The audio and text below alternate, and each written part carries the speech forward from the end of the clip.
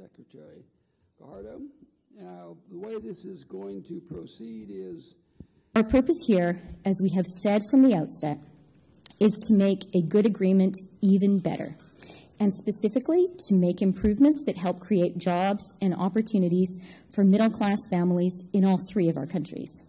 Yet, in rounds 3 and 4, we have seen proposals that would turn back the clock on 23 years of predictability, openness, and collaboration under NAFTA. In some cases, these proposals run counter to WTO rules. This is troubling. We cannot forget that NAFTA has enabled the creation of sophisticated supply chains that allow our companies to make things together and sell them to the world. Nowhere is that more apparent than in our auto industry. Proposed new U.S. national content requirements would severely disrupt these supply chains, make North American producers and manufacturers less competitive relative to imports from outside the region, and put in jeopardy tens of thousands of jobs across North America. I thank the congressional and cleared advisors. They have reviewed and helped us. At the beginning of the summer, Vice President Mike Pence told the governors gathered in Rhode Island that he believed a win-win-win outcome would be achieved in these negotiations. Canada believes that too. But that cannot be achieved with a winner-take-all mindset or an approach that seeks to undermine NAFTA rather than modernize it. Thank you. Ambassador Lighthizer, thank you for your hospitality in this fort. The U.S. and Canada rescue teams were fundamental in helping us really cope with disaster. Now, we are also thankful for the assistance that you are still providing in the aftermath of the process, and definitely it proves once more that the alliance of the three nations in times of need is essential and helps to build good relationships for the future.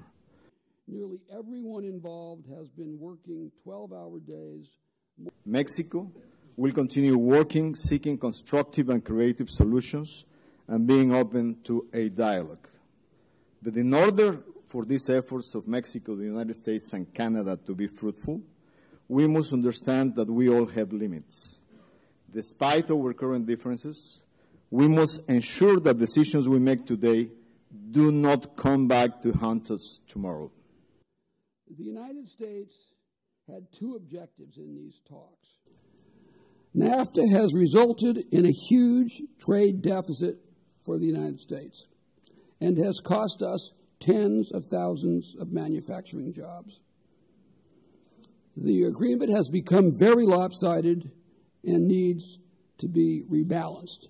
We, of course, have a $500 billion trade deficit. So for us, trade deficits do matter. And we intend to reduce them. Rows of white crosses from the conference site. It is important also to remember that to some extent, NAFTA is an investment agreement, and it is unreasonable to expect that the United States will continue to encourage and guarantee U.S. companies to invest in Mexico and Canada, primarily for export to the United States. All parties must understand this and be reasonable if there is any chance for these negotiations to be successful. We have now had 4 rounds and 22 days of negotiation.